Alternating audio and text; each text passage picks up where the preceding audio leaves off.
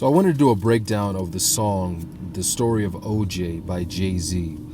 And it's off Jay's latest album, 444. I'll probably do a full album review once I give it a few more listens, but off the first listen, the album is really good. You really can't catch everything off the first listen, so I decided to just do one song for now. And since The Story of O.J., that song has a video, it just makes more sense for me to talk about that one track. So I'll talk about some of the lyrics and a bit of the visuals in this video, and I'll just say, you could say a whole lot in one song. And as he stated in one of his lyrics, $1 million worth of game for $9.99. And if y'all remember on the track, I Got the Keys, the first thing that he states, and I'm paraphrasing, black people always asking me the key, until you own your own, you can't be free, which is heavy. So let's get into it. I've listened to this track a few times, which is exclusively on Tidal, and off tops, let's just start with the title. The title is The Story of O.J. And if you don't know, or if you live on another planet, O.J. Simpson was this football player who had one of the most famous cases in the 90s, where he basically was found not guilty of murder. Now, the interesting thing about this case is it truly showed how divided this country is. A lot of people who looked like O.J. found themselves happy that he was found not guilty, and for those who wanted him to be found guilty were extremely upset. The funny thing is, since the O.J. verdict, there has been a target on his back until they finally threw him in prison after being set up. Now, not to get too far off subject from the song and the lyrics, but the interesting thing here is O.J. was this huge superstar football player which everyone loved, especially white America, until it was alleged that he had murdered a white woman, which ultimately had half of America turning on him, regardless of being found not guilty, or even way before he was convicted. Most of white America used to love him, when he ran that football. You know what I mean? And it wasn't until the trial people showed their true colors. And it shows that they love you until it gets real. And then they turn on you and remind you, as Jay-Z put, they remind you that you still a nigga. So the title comes up, and there's an actor who used to wear blackface, who's X'd out and his eyes are covered. And it shows a cotton field and the plantation house in dark in the back, which is pretty self-explanatory. And then it goes on to say, featuring Jay-Z Bo. Jay-Z in the letters B-O, where Jay cleverly put Bo at the end of his name like Sambo, which, if you didn't know, Sambo is this old caricature during the Jim Crow times, depicting a stereotype of lazy black man who was basically like slow or couldn't speak very well, brainless, all the foul, false things that you say about black people. And it's funny that I say during the Jim Crow times as if we don't live in a new Jim Crow right now. But anyway, this was during those times. And also what's interesting, if you do a little bit more research, the origin of Sambo comes from this book called The Story of Little Black Sambo, which is actually a children's book by someone named Helen Bannerman, which was written in the 1800s about a black boy who outsmarts tigers who are out to get him.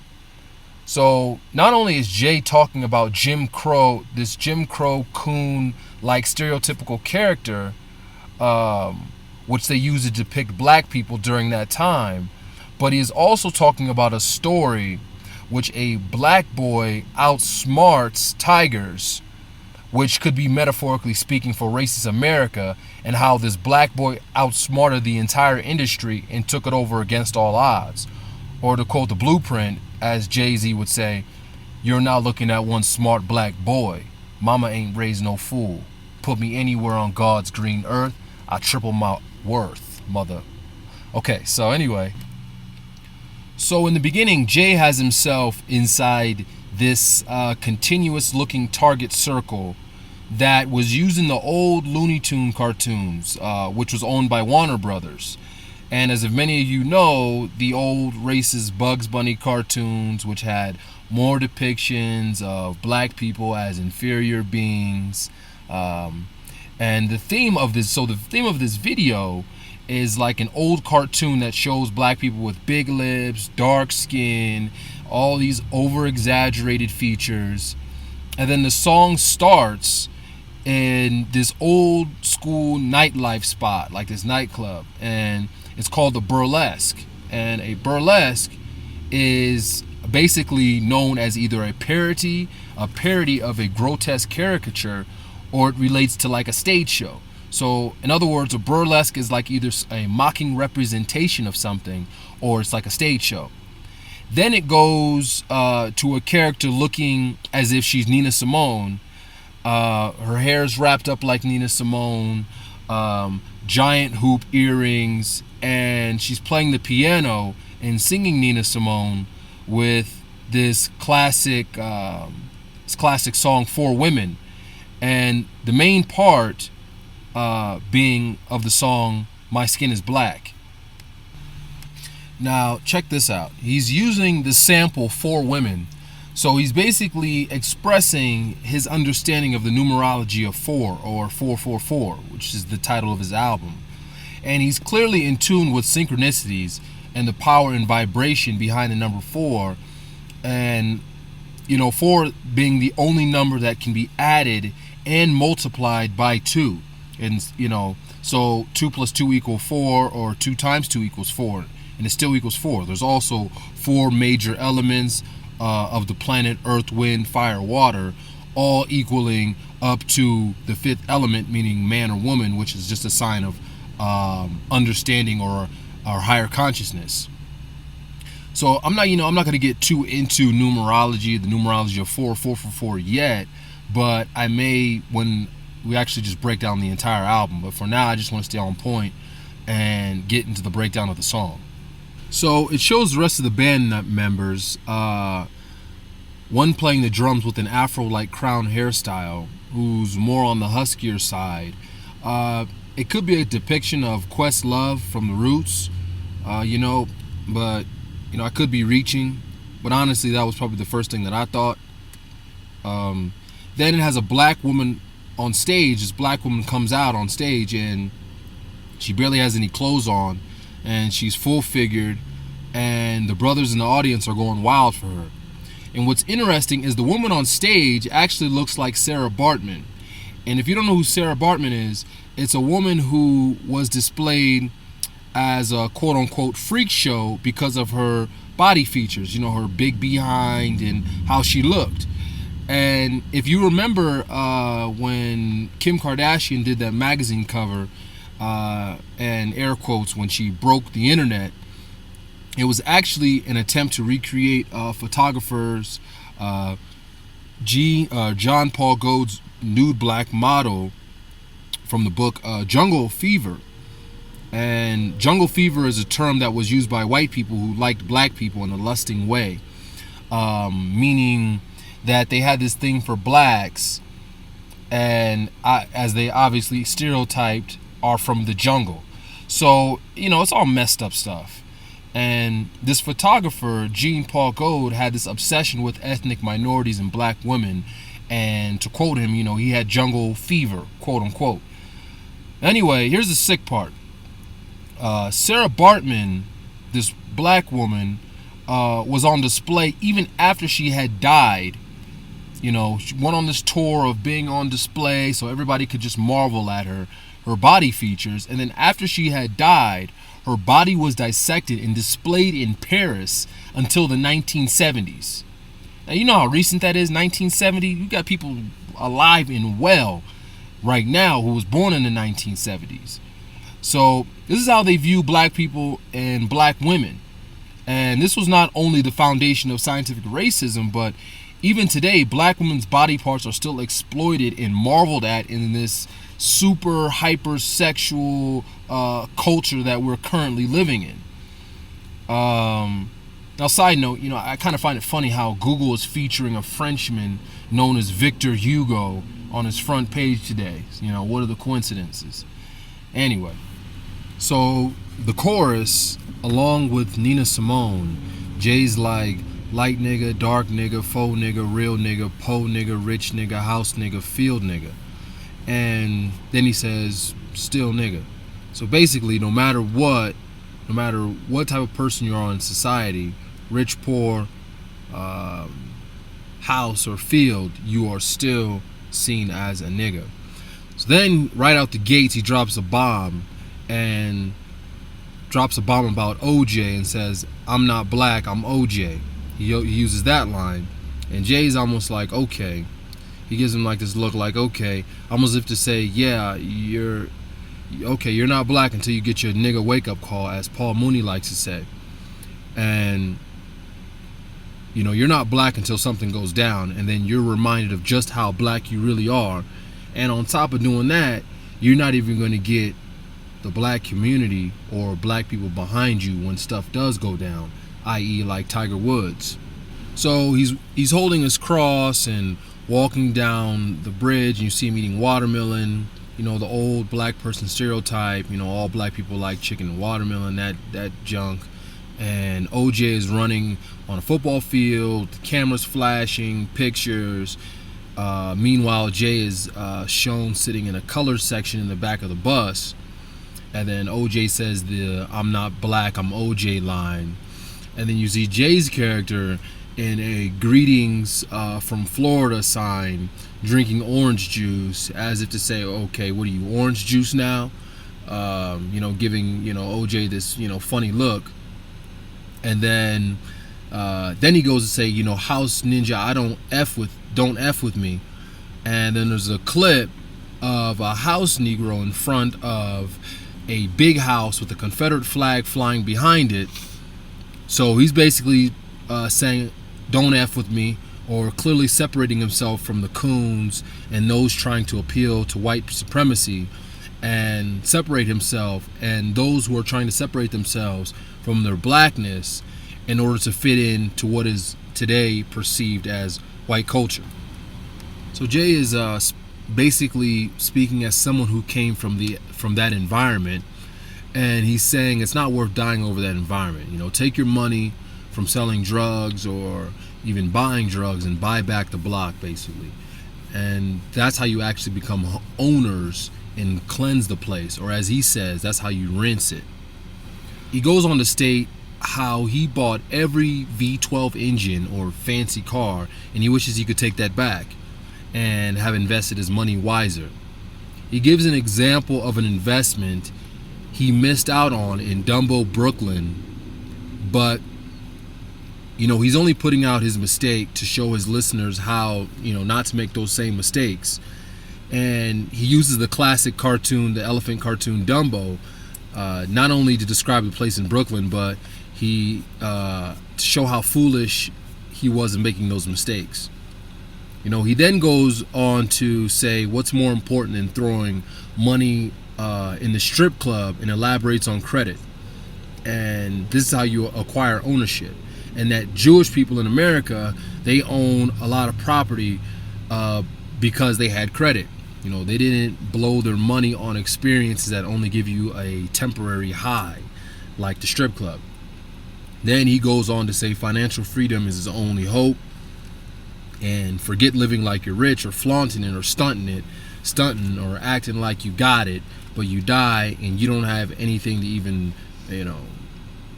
bury yourself or pass to your family. It goes on to show like burning crosses, and which I found interesting because not only how blacks built America, but we even made the cotton clothes that's on the KKK's back, and those same clothes they hide in to oppress us, almost as if to say they oppress us with our own stuff by exploiting us. And there's a part where you see him going through a slave ship preaching, like, y'all still taking advances for your dreams? Y'all still taking advances is what he says. And meaning you're still a slave taking those advances. And he's saying this while he's walking through a boat with slaves on it.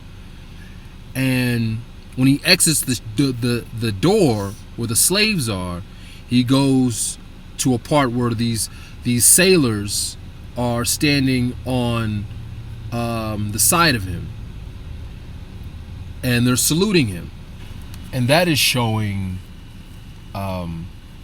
him as basically, or showing him as a former slave or someone who was formerly enslaved, and now the same people who enslaved him are saluting him for what he's done. And what's also interesting is the boat that he's on is called Oceans, which, if you remember off the CD Magna Carta Holy Grail, he had a song called Oceans with Frank Ocean, which the chorus clearly talked about the transatlantic slave trade. And also Ocean's 11, which is basically a movie about a major heist or takeover. And as you know, Takeover is one of Jay's most famous songs. So, I mean, he's going deep here. He's real clever here with this. And now he's saying he's the captain of the ship because he's on the front of the ship with these white sailors who are saluting him because he's running things. So he goes real deep here. And, you know, there's a part where he talks about artwork that he got for $1 million that's now worth $8 million. And he's happy that he'll be able to give this to his children. And then he goes on to say, you think I'm bougie because for what I'm talking about, but I'm basically giving you $1 million worth of game for $9.99. And that's the price of a CD, which is clever. And then he goes on and he says, you know, talking about you're taking advancements for your dreams, your talents. His people are taking real chances like starting Tidal, you know, his own label, Champagne, a whole host of other ventures that Jay's involved in, let alone his wife. And then he takes a shot at all the people who are holding money up to their ear as if they're really doing something, and to say that ain't even real money, and that we're not even the same. You know, there's a disconnect between us. And, you know, like a disconnect, like a phone, they hold the money up to their ear like it's a phone, disconnect. So it's more metaphors that he's using. So then he's walking through the earth, and then there's a lot of major monuments are beside him, kind of like depicting that these are all the monuments that we built. And not only that we built them, you are the monument, so to speak. So he's walking through the earth, and he's just as tall, and he's bigger than the monuments. The monuments are going behind him as he's walking through the earth. And then it shows a clip of himself in the 1968 Mexico City Olympics, giving the Black Power salute with, you know, Tommy Smith and John Carlos. Now, if you remember in that Olympics, those two men got in first and third, which is more four vibrations, and which was a major victory in the black community. Then it goes on to show more images. You know, one that stuck out to me was him being hung, and he's like saying, "Still nigga." And this white child is smiling while he's being hung, depicting those old lynching photos where families would go out Sunday afternoon and they'd take pictures of us being hung and smiling, and it'd be on postcards and stamps, and, you know, it was like this family thing that they did. And he's showing that, saying, no matter what, you know, still nigga. And then it shows him as Dumbo the elephant flying over the street with a sheepish grin. And he kind of looks sad. To me, he looks kind of sad.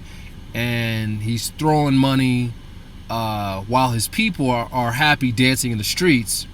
But to me, what this means is he's kind of giving you a fish, even though he's trying to show you how to fish. He's giving you a fish, and most people want to be given a fish, even though they're shown how to fish. They want to be given a fish without actually trying to figure out how to get it on their own. So he kind of looks sad about that, you know, because people just want handouts instead of trying to figure out how to get it themselves. And he's telling you how to get it yourself, but people don't want to take that advice. Instead, they just want a handout. And then the video ends with him blasting out in a rocket ship and, you know, out of the earth. And that's the end of the video. So those are all the parts that stuck out to me that I can think of off tops. You know, overall, this was a heavy audio visual by Jay. Thought thought it was very clever, very well put together. It had a lot of history, a lot of current problems in the black community, and where these problems stem from.